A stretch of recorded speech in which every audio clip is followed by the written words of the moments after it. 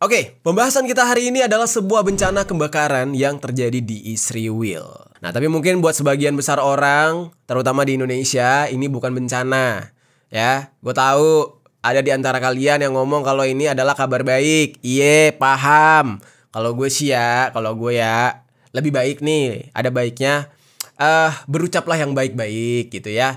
Berucaplah yang indah-indah. Karena kenapa? Setiap musibah itu kalau kita berkata yang buruk-buruk ya, mensyukuri musibah orang lain, takutnya berbalik sama kita gitu ya. Tapi nggak apa-apa, itu hak kalian, urusan kalian, dan bisnis kalian dengan Tuhan. Oke? Nah, di saat ini banyak orang yang beranggapan kalau Israel akhirnya mendapatkan balasan ya, yang sering disebut oleh netizen Indonesia dengan kalimat azab.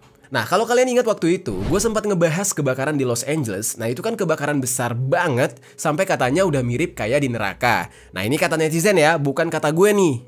Dan kali ini yang di Israel juga sama, geng. Apinya besar banget sampai-sampai kelihatan kayak di neraka. Kayak di neraka, kok gue ngomongnya kayak udah pernah ke neraka gitu ya. Nggak, maksud gue ya, itu kan gambaran yang kita tahu selama ini ya, bahwa neraka itu ya penuh dengan api, sangat panas, menyeramkan, semua orang-orang berdosa dibakar di sana gitu ya. Yang kayak kalian di rumah ini menjadi arang neraka. Janganlah, nauzubillah min dzalik, jangan sampai. Nah, intinya pemandangannya itu mengerikan sekali. Jerusalem's fire chief says these might be the largest wildfires the country has ever seen. Drivers in Israel faced flames blowing across this highway on Wednesday. Nah, seperti kebakaran di Los Angeles, berita mengenai kebakaran ini langsung menjadi sorotan, geng. Terutama di negara-negara yang mengecam Israel dan juga sekaligus yang mendukung Israel. Nah, kedua belah pihak ini tuh ya berbeda-beda pandangan. Yang mendukung Israel bilangnya ya prihatin terhadap Israel. Yang mengecam atau tidak mendukung Israel semuanya pada bersyukur.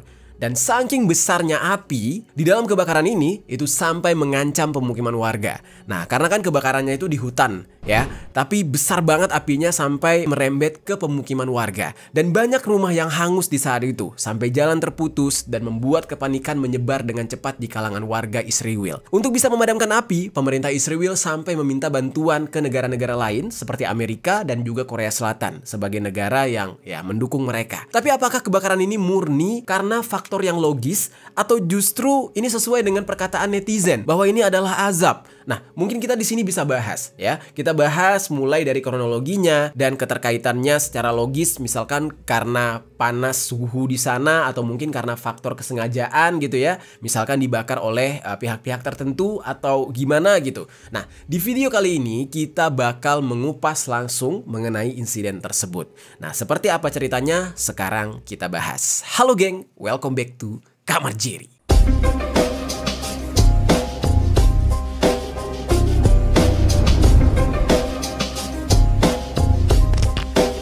Geng, kita langsung masuk ke dalam pembahasan mengenai awal mula terjadinya kebakaran ini.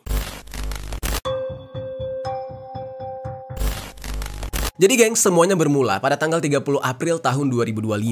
Di hari tersebut, Israel tuh lagi mulai memperingati hari kemerdekaan mereka atau yang disebut dengan Yom Ha'atzmaut yang sebenarnya jatuh pada tanggal 14 Mei 2025. Nah, namun di tahun ini perayaannya itu justru diselenggarakan lebih cepat dan perayaannya dilakukan selama 2 hari sampai tanggal 1 Mei kemarin.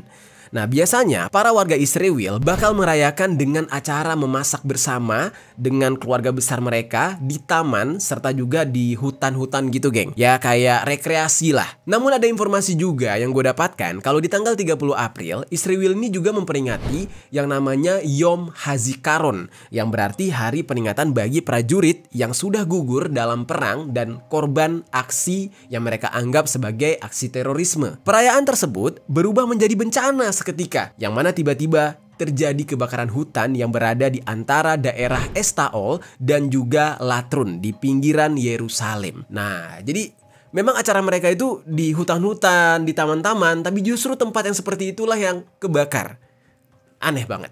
Nah, api di saat itu menyebar dengan cepat dan membuat panik warga. Pihak berwenang Israel di saat itu mengidentifikasi titik awal kebakaran yang berada di daerah Neve Shalom, serta ada 5 titik lain, yaitu ada Highway 3, terus ada Canada Park, ada Mesilat Zion, ada Herald, dan juga Ramat Beit Shemesh. Menurut Komandan Distrik Yerusalem dari Dinas Pemadaman Kebakaran dan Penyelamatan Israel yang bernama Smulik Friedman, kebakaran ini terjadi di dekat Mesalit Zion sekitar jam 9.30 pagi waktu setempat dan menyebar ke barat yang disebabkan karena angin kencang. Dia juga bilang kalau kebakaran ini mungkin menjadi kebakaran terbesar dalam sejarah Israel dan sangat sulit untuk dikendalikan. Nah, The Jewish National Fund itu memperkirakan ada sekitar 11.700 dunam yang terbakar oleh api.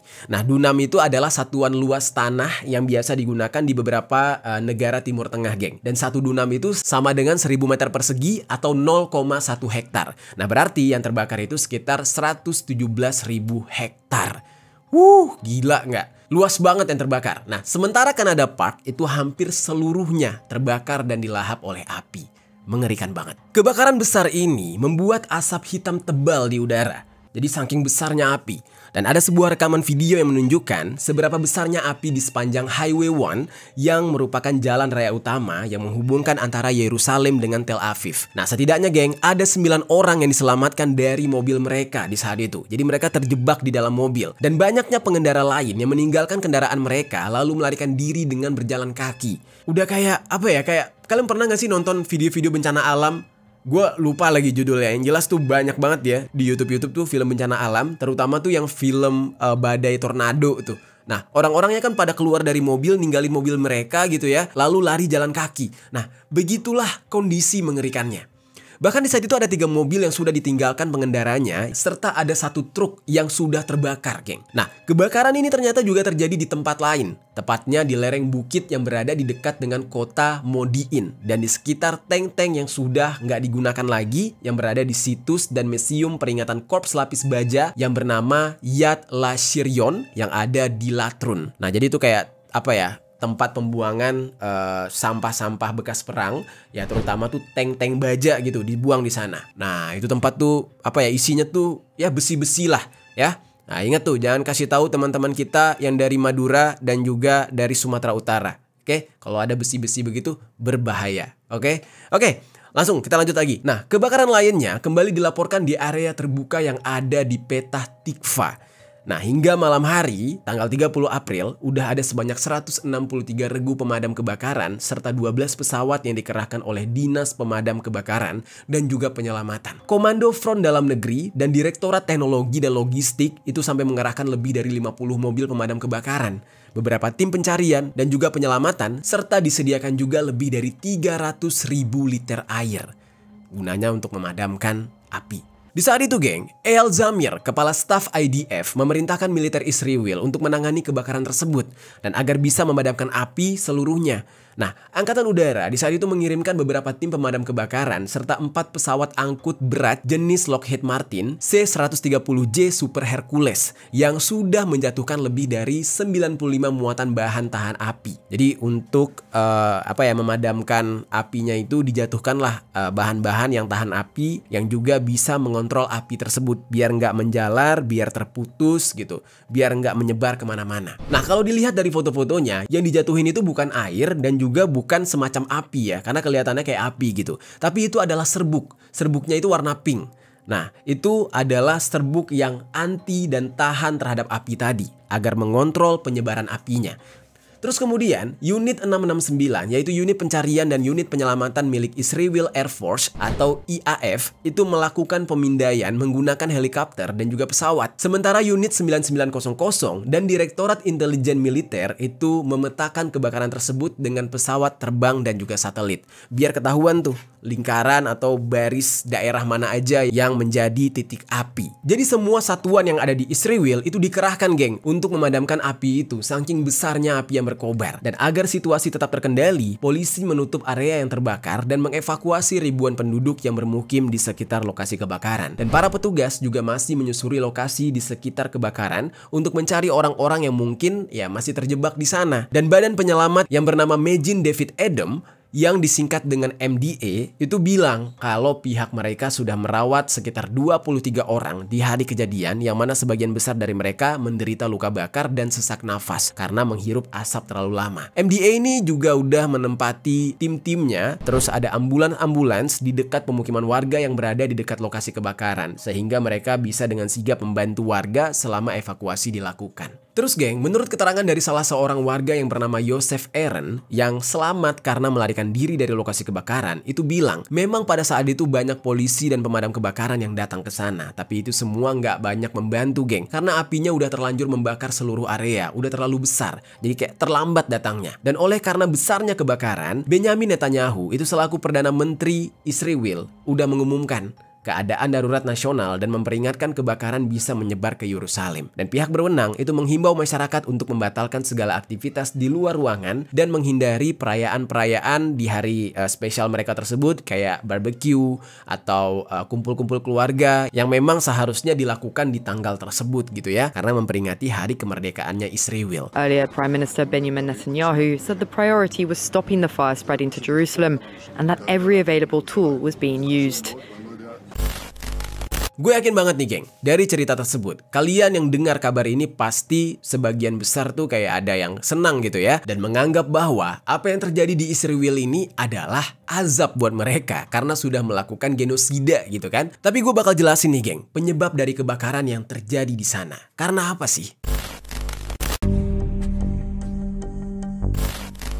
Jadi geng, sekarang yang jadi pertanyaannya, kenapa bisa terjadi kebakaran begitu besar di Israel? Ini agak aneh memang. Apalagi ya, beberapa hari lalu, musuh bebuyutan mereka, yaitu Iran, itu sedang terjadi bencana juga, yaitu ledakan di sebuah pelabuhan. Nah, banyak isu yang mengatakan kalau ledakan di Iran ini kemungkinan adalah sabotase Israel. Dan banyak juga yang mengatakan dengan meledaknya pelabuhan tersebut, maka Iran itu sebenarnya bisa banget diserang oleh Israel karena dalam posisi sedang lemah. Ya kan, lagi sibuk mengatur, lagi sibuk memperbaiki apa yang hancur di negara mereka gitu kan. Mereka lagi sibuk banget dan bisa aja langsung diserang oleh Israel. Banyak yang mengatakan seperti itu. Nah, tapi sebaliknya, justru Israel juga sedang disibukkan dengan permasalahan internal negara mereka juga, yaitu kebakaran hutan ini. Nah, jadi makanya kenapa ketika terjadi ledakan di Iran itu tidak dimanfaatkan oleh Israel untuk menyerang, ya karena sebaliknya Israel juga sedang repot gitu geng. Nah, lalu hal ini kan menjadi misteri buat kita ya. Apa yang sebenarnya terjadi di Israel ini gitu. Diduga nih geng, semua ini terjadi karena perubahan iklim. Yang mana di Israel itu iklimnya semakin buruk di musim panas tahun ini. Dan mungkin ya kalimat teman-teman semua ya, sebagian besar netizen yang mengatakan kalau ini adalah azab gitu ya, azab ya bisa aja. Bisa aja karena kok bisa gitu, iklimnya semakin buruk. Kalau kita berbicara tentang iklim ya, itu kan artinya semuanya dikerjakan oleh alam gitu ya. Alam yang menentukan. Ya, iklimnya baik, iklimnya buruk, itu alam semesta yang menentukan. Nah, sekarang faktanya ya, yang diinfokan oleh Israel sendiri, bahwa di negara mereka iklimnya sekarang semakin buruk, terutama di musim panas tahun ini. Dan hal ini sesuai dengan apa yang dikatakan oleh Presiden Israel yang bernama Isaac Herzog dan pengawas keuangan negara Israel yang bernama Netanyahu Engelman di pertemuan forum iklim, yang mana mereka mengatakan dampak perubahan iklim yang semakin buruk saat ini di negara mereka. Nah, Herzog itu menyampaikan curah hujan tahunan di sebagian besar wilayah itu belum mencapai 50%. Dalam catatan mereka ketika berkunjung ke Tiberias, nah mereka ini melihat untuk pertama kalinya dalam 100 tahun Laut Galilei itu surut selama musim dingin, geng. Nah, ini adalah fenomena yang aneh menurut mereka. Fenomena ini nggak pernah dibayangkan sebelumnya dan merupakan sebuah tanda kalau kekeringan bakal melanda negara tersebut yang membuat Israel mengalami kesulitan yang mempengaruhi nasib dari warga mereka. Ya udah, tinggal di Timur Tengah itu panas banget, kering pula lagi. Kan bahaya banget gitu. Komunitas lokal yang ada di Israel sudah merasakan krisis iklim ini, geng. Mulai dari kebakaran hutan yang besar, gelombang panas ekstrim, hujan lebat dan badai, serta banjir. Kebayang aja tuh, kalau udara panas di sana tuh kayak gimana. Sementara nih ya, orang-orang Israel itu bukan orang Arab asli, bukan orang dari garis keturunan Timur Tengah asli. Mereka merupakan orang-orang bule yang pindah dari barat ke Timur Tengah, ya kan? Ketika mereka beradaptasi, kulit mereka tuh pasti bakal terkena banyak penyakit tuh karena kepanasan. Makanya tuh kita udah sempat bahas ya tentang banyaknya warga Israel yang terkena penyakit. Yang ini nih, kontennya yang ini. Nah, itu gara-gara tubuh mereka dengan kulit jenis mereka itu tidak sanggup beradaptasi dengan panasnya Timur Tengah itu. Jadi ya banyak dari mereka yang mengalami kanker kulit sebenarnya. Terus geng, dikatakan kalau semua krisis iklim yang gue sebutkan tadi terjadi, ya pasti yang pertama kali merasakan dampaknya adalah warga mereka. Karena ya mereka bakal kehilangan harta benda, bahkan yang paling parah adalah kehilangan nyawa mereka sendiri karena perubahan iklim tersebut. Nah lalu, Engelman juga mengatakan Israel ini terletak di dekat garis khatulistiwa sehingga akan menghadapi dampak perubahan iklim yang lebih parah. Dan dampaknya ini geng, menurut perkiraannya dia ya, bakal lebih besar dibandingkan rata-rata yang dialami oleh negara yang ada di seluruh dunia. Jadi bakal menyeramkan banget nih musibah yang diterima oleh Israel. Jadi kalau menurut spekulasi, kebakaran itu terjadi karena cuaca panas yang ekstrim ditambah dengan angin kencang yang membawa percikan api ikut menyebar ke berbagai tempat. Dan menurut informasi yang gue dapatkan juga, di Israel bagian selatan juga terjadi badai pasir. Jadi nggak cuma kebakaran, badai pasir juga terjadi di sana. Ya gimana nggak makin besar apinya? Badai tersebut membawa percikan api semakin melebar ke kiri dan ke kanan, ke muka dan ke belakang. Ya sesuai dengan arah anginnya. Dan cuacanya udah panas ditambah dengan angin yang kencang, itu adalah kombinasi yang benar-benar mengerikan.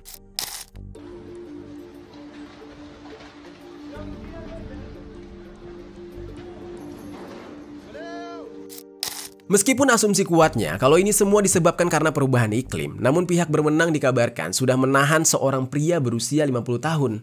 Nah ini ada yang aneh nih ya. Bencana alam sebesar ini tiba-tiba ada satu tersangka yang dituduhkan. Seorang pria yang berumur 50 tahun. Nah nggak diketahui namanya siapa, tapi dia ini berasal dari lingkungan Arab Palestina, tepatnya di Tuba, Yerusalem Timur. Nah dia ini dituduh geng. Penangkapan dia ini disebabkan karena dia tertangkap membawa korek api, kapas, serta bahan yang mudah terbakar lainnya, sehingga dia dicurigai kalau dia ingin menyalakan api di dekat Yerusalem Selatan. Dituduhlah dia di saat itu gara-gara bawa barang-barang itu. Ya bertepatan banget dengan musibah ini, apes itu orang. Dan informasi terbarunya, Netanyahu sudah mengumumkan ada sebanyak 18 orang yang sudah ditangkap karena dicurigai. Ya, masih dicurigai ya, bukan terbukti bersalah tapi masih dicurigai melakukan pembakaran di Yerusalem. Nah, jadi ada kambing hitamnya di dalam kasus ini. Salah satu di antara mereka tertangkap basah melakukan pembakaran ketika berbagai pihak berwenang sedang melakukan upaya pemadaman api. Jadi mereka ini tidak terbukti tertangkap sebelum api dinyalakan. Tapi ketika apinya udah menyala besar, nah mereka ini tertangkap basah semacam ingin menambah kebakaran lagi. Ya, mau menambah titik api lagi. Kecurigaannya seperti itu. Nah, tapi masih belum jelas nih geng, orang-orang yang ditangkap ini apakah benar terbukti bahwa mereka yang menyulut api pertama kali ketika kebakaran terjadi, atau justru yang mereka lakukan itu adalah membakar lokasi-lokasi yang belum terbakar sebelumnya. Jadi untuk berniat memperluas kebakaran. Nah, kabarnya hal tersebut masih terus diselidiki. Nah, tapi kan ada juga ya geng, orang yang sengaja membakar beberapa titik untuk memutus rantai api itu. Ya gue pernah membahas nih ya tentang kebakaran di Los Angeles, yang mana ada orang yang lagi nyembur-nyemburin api di perbatasan area hutan. Nah, gue di saat itu dikritik tuh sama orang-orang karena ketidaktahuan gue. Orang-orang bilang, bang itu mah bukan sengaja mau ngebakar, tapi itu cara untuk memutuskan rantai api katanya. Nah supaya dibakar kayak gitu apinya tetap di situ dan gak menyebar ke tempat lain. Nah itu kalian yang ngasih tahu tuh waktu itu ke gua. Nah apakah mungkin orang-orang yang ditangkap ini memang berniat atau mereka memiliki ilmu untuk memutus rantai api? Ya kan gak ada yang tahu geng. Siapa tahu niat mereka emang ya gue bakar titik ini supaya apinya gak ke titik yang lain gitu, untuk memutus rantai api itu. Menurut kalian gimana geng? Terus geng, selain dua hal tersebut tadi, ada faktor lain yang gak kalah menarik. Jadi geng, Israel itu ternyata punya sebuah lembaga yang bernama Jewish National Fund yang melakukan penanaman pohon pinus, khususnya pinus Aleppo, sebagai bagian dari program penghijauan besar-besaran di negara mereka. Yang salah satu tujuannya adalah untuk mempercepat reboisasi dan mengubah lahan tandus menjadi hutan. Nah sebenarnya sih geng, program ini tuh bagus, tapi ternyata memicu berbagai kritikan karena beberapa alasan. Yang pertama, pinus memang bisa tumbuh cepat, tapi nggak selalu cocok secara ekologis dengan lingkungan Timur Tengah seperti Israel. Soalnya, itu biasanya pinus tumbuh di pegunungan yang cuacanya dingin. Nah, si Israel ini malah ngide mau nanam pinus, padahal negara mereka iklimnya cenderung panas. Kan aneh banget. Nah, lalu alasan kedua, Israel ini seperti nggak memprioritaskan untuk menanam pohon zaitun yang merupakan tanaman asli dan memiliki makna budaya tersendiri serta sumber perekonomian yang penting bagi komunitas Arab Palestina. Dan yang ketiga, di beberapa wilayah, proyek penghijauan ini dikritik karena dianggap sebagai bagian dari upaya untuk mengubah identitas lahan dan memperkuat klaim Israel atas wilayah tertentu. Nah, jadinya kayak alam marah gitu. Wah, bahaya nih lo nanam-nanam kayak gini, pengen ngecaplok daerah orang, membuat sebuah hutan untuk kalian akui sebagai hutan kalian. Akhirnya dibakar sama alam, ya kan? Gila banget. Nah, terus selain itu geng, Union for Environmental Defense yang juga mengkritik program penghijauan menggunakan pinus ini geng, karena dinilai pemerintah Israel ini terlalu bergantung terhadap pohon pinus yang kalau ditinjau dari manfaatnya cuma bisa sebagai filter udara karena menyerap karbon dioksida. Nah, sementara pohon pinus ini memiliki sisi negatif, yaitu sangat mudah terbakar yang semakin berpotensi untuk menyebabkan kebakaran hutan. Terus, pasca kebakaran hutan yang besar di Amerika, yaitu di Los Angeles, California di bulan Januari kemarin, petugas pemadam kebakaran Amerika itu mencatat kalau di Israel itu tenaga kerja pemadam kebakarannya kurang karena tim pemadam kebakaran Israel cuma bisa mempekerjakan satu petugas pemadam kebakaran untuk setiap 4.500 penduduk. Anjir, gila banget ya, bener-bener kecil banget tim pemadam kebakarannya. Dan berdasarkan laporan di tahun 2023 dari Pusat Penelitian dan Informasi NISET, itu kurangnya tenaga kerja pemadam kebakaran di Israel dengan hanya 123 pos pemadam kebakaran, padahal yang diperlukan itu harusnya berjumlah 150. Nah, cuma ada 123. Dan terus Israel hanya menyediakan sebanyak 2.400 petugas pemadam kebakaran yang padahal seharusnya itu sebanyak 3.366 petugas idealnya. Nah, jadi besarnya dan sulitnya penanganan kebakaran di Israel ini nggak cuma disebabkan oleh satu hal aja geng, tapi udah sistematik. Ya kan? Udah mana mereka nanam pohon pinus yang udah kebakar, ya nanamnya di negara mereka yang iklim panas yang nggak cocok, ditambah lagi dengan tim dari pemadam kebakarannya yang kurang memadai. Ya nggak heran lagi ya kenapa bisa terjadi kebakaran sebesar itu. Kenapa apinya benar-benar besar? Ya karena ini faktor alam juga gitu. Nah, jadi ada benernya juga gitu perkataan netizen yang mengatakan kalau ini azab, karena kan datangnya dari alam. Tapi gue ngerasa nih geng, banyak orang yang melihat insiden ini sebagai sebuah kabar yang mengembirakan, terutama mereka yang membela Palestina. Nah, gimana enggak atas semua hal yang dilakukan oleh Israel yang sangat kejam dan berdampak ke ribuan nyawa orang. Ya, sebagian besar umat manusia beranggapan kalau ini adalah pantas untuk mereka. Dan apa yang mereka lakukan juga nggak manusiawi, seperti melanggar gencatan senjata, padahal gencatan senjata tersebut tadinya diharapkan bisa membawa perdamaian meskipun sementara gitu. Nah, alasan mereka menyerang katanya ya pihak Hamas menolak untuk membebaskan para sandera katanya. Dilanjutkan lagi dengan melakukan penyerangan ketika orang-orang di Gaza sedang merayakan Idul Fitri, menyerang orang-orang Kristen Palestina ketika merayakan Paskah, dan menyerang sekolah-sekolah yang ada di West Bank padahal sekolah itu adalah bangunan yang nggak boleh diserang. Mereka ini sengaja menyebarkan wabah penyakit di kalangan tahanan Palestina juga. Nah, sampai berkamuflase menggunakan ambulans untuk menyerang warga Palestina. Jadi di saat itu warga Palestina mengira ada ambulans yang datang sebagai bantuan, tapi ternyata isinya adalah tentara IDF yang kemudian menembak mereka satu persatu. Nah, jadi ada aja ide dari Israel ini untuk melakukan kejahatan. Terus geng, selama perang yang mereka lakukan, Israel ini sudah menghasilkan emisi yang setara dengan 150.000 ton batu bara. Sebagian besar atau 99% dari 281.000 metrik ton karbon dioksida itu diperkirakan dihasilkan dalam 60 hari pertama setelah serangan Hamas terjadi pada tanggal 7 Oktober tahun 2023. Dan ketika Israel melakukan serangan secara bertubi-tubi, nominalnya bisa mencapai 150.000 ton batu bara geng. Jadi nggak cuma berdampak buruk terhadap kemanusiaan, tetapi juga lingkungan geng, yang dampaknya jauh melebihi emisi CO2 dari bom dan juga pesawat terbang. Nah, emisi ini akan berdampak juga kepada parahnya kondisi lingkungan dan ujung-ujungnya jadi kena mereka sendiri. Ya, apa yang mereka tabur itu yang mereka tuai. Itulah yang sedang dinikmati oleh orang-orang Israel sekarang. Dan bukan Israel namanya kalau tidak bergantung dengan negara lain. Nah, dia perang aja itu minta bantuan negara lain. Nah, ketika kebakaran ini terjadi, mereka juga sama, meminta pertolongan ke negara-negara lain. Sekarang kita bakal masuk nih ke dalam pembahasan mengenai Israel meminta pertolongan ke negara lain dan bagaimana tanggapan negara-negara tersebut. Kita bahas.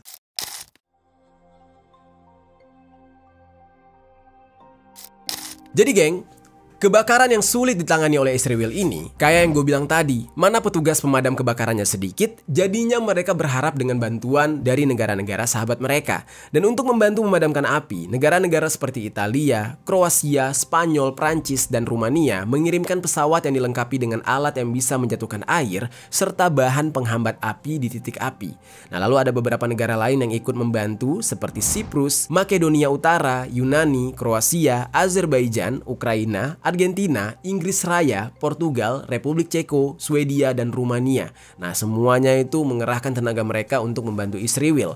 Jadi saking besarnya kebakaran ini, bala bantuan dari berbagai negara ini langsung diterjunkan di titik api bersama dengan satuan pemadam kebakaran serta tentara dari Israel. Bantuan dari negara-negara ini diharapkan bisa meredakan dengan cepat api yang membesar di sana. Dan berkat bantuan-bantuan tersebut, akhirnya api yang membakar hutan besar di dekat Yerusalem sebagian besarnya berhasil dikendalikan. Ya, walaupun begitu, upaya pemadaman kebakarannya masih terus dilakukan, geng, untuk bisa mengatasi titik api yang masih tersisa. Karena bahaya tuh, kalau masih ada titik api yang tersisa, bisa-bisa timbul lagi, muncul lagi kebakaran yang lebih besar. Yang ini udah padam, yang sana malah baru timbul gitu. Nah, jadi masih ada percikan api yang timbul dan itu harus dipadamkan juga karena takutnya kalau dibiarkan bakal merambat lagi ke bagian lain. Dan otoritas pemadam kebakaran serta penyelamatan Israel juga sudah mencabut perintah evakuasi di 12 kota yang berada di perbukitan Yerusalem serta Highway 1 yang menghubungkan Yerusalem dengan Tel Aviv juga sudah dibuka kembali, geng. Di saat itu ada lebih dari 1.000 warga yang memutuskan untuk melakukan perayaan Yom Hazamaut. Nah, yang mana mereka ini lagi bencana kayak gitu tetap memaksakan gitu.